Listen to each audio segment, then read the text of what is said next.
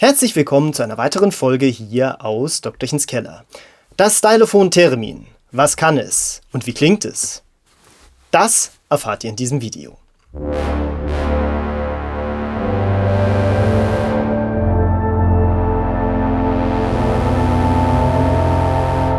Ich bin stimmlich ein kleines bisschen angeschlagen, deswegen rede ich heute mal ein bisschen leiser als sonst. Ich möchte es aber trotzdem nicht versäumen, euch meinen neuesten Synthesizer vorzustellen, das Stylophon Theremin. Diese Stylophon-Serie von Dybrek gibt es tatsächlich schon lange, seit 1968. Theremine an sich gibt es noch erheblich länger, die gibt es schon seit über 100 Jahren, wurden seinerzeit von einem russischen Cellisten entwickelt und ist das einzige Musikinstrument, das berührungslos gespielt werden kann.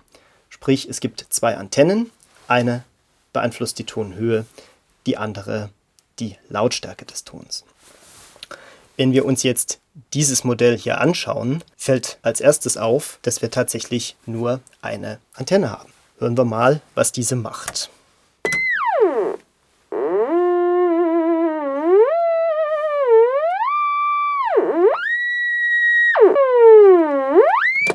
Wir merken also, die vorhandene Antenne ist für die Tonhöhe zuständig.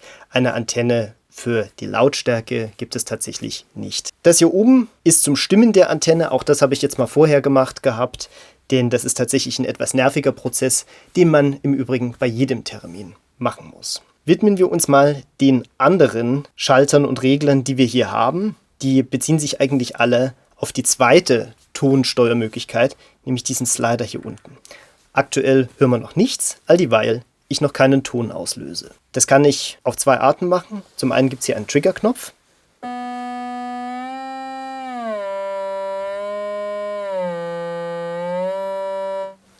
Daneben ist auch ein Decay, das heißt, ich kann die Tonlänge beim Ausklingen beeinflussen. Zusätzlich gibt es einen Drone-Mode, das heißt, wenn ich jetzt nicht die ganze Zeit diesen Knopf benutzen will oder einen Dauerton haben will, kann ich den einfach einschalten.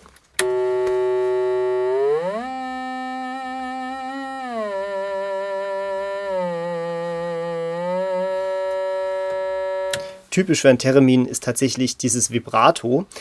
Das kann man jetzt, wie ich gerade, manuell machen. Es gibt aber auch einen zusätzlichen Knopf, mit dem ich das einschalten kann. Man kann es aber nur ein- und ausschalten. Es gibt keine Möglichkeit, die Geschwindigkeit zu beeinflussen.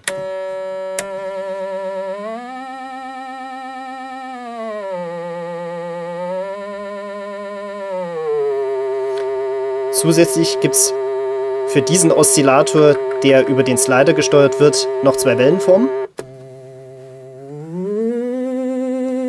Wobei schon bei der aktuell moderaten Lautstärke der Sinus nicht mehr wirklich ein Sinus ist, weil der interne Lautsprecher ihn deutlich verzerrt.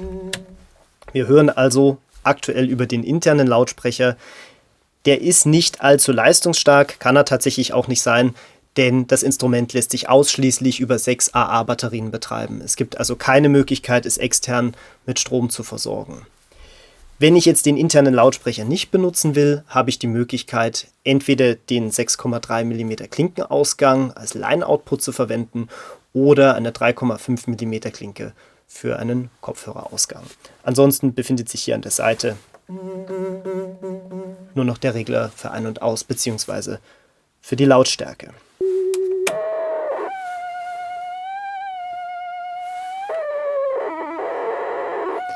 Gibt es noch eine Modulation, wobei die Antenne jetzt den Slider beeinflusst und umgedreht, also offensichtlich wie so eine Art FM-Synthese. Was wir hier unten noch sehen, dieser Slider, da ist eine Klaviatur aufgemalt, die dient letzten Endes zur Orientierung, aber eine Quantisierung gibt es nicht. Es gibt dann noch ein Delay, das kann ich sowohl für den antennengesteuerten Oszillator als auch für den Slider-gesteuerten benutzen. Hören wir mal rein. Mal ein paar moderate Einstellungen.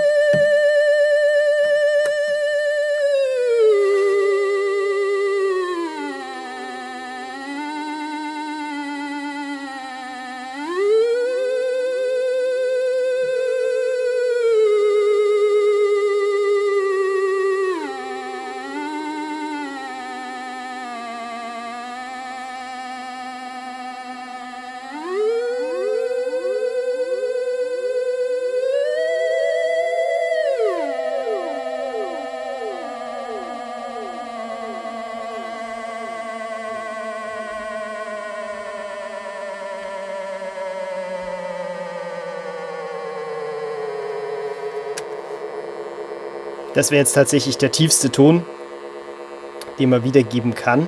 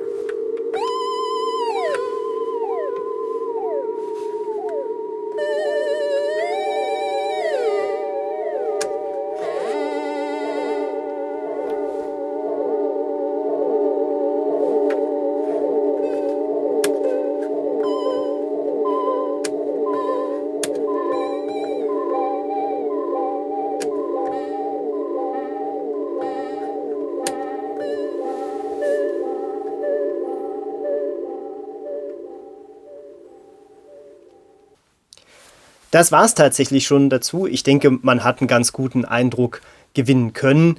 Es ist kein richtiges Theremin, das merkt man schon daran, dass eben diese zweite Antenne fehlt. Wer also wirklich ernsthaft Theremin spielen lernen möchte, der ist hier an der falschen Adresse. Für alle, die ein bisschen experimentieren wollen, vielleicht so diese typischen Thereminartigen Gruselsounds erzeugen will, der kommt hier durchaus auf seine Kosten, auch durch das interne Delay. Wirklich eine witzige Geschichte. Ich hoffe, ihr konntet für euch was mitnehmen. Lasst mich das doch gerne unten in den Kommentaren wissen. Ansonsten gilt wie immer, liken, teilen, abonnieren. Wenn ihr abonniert, nicht vergessen die Glocke zu läuten, damit ihr das nächste Video nächste Woche nicht verpasst. Bleibt mir nur, wie immer zu wünschen, gehabt euch wohl.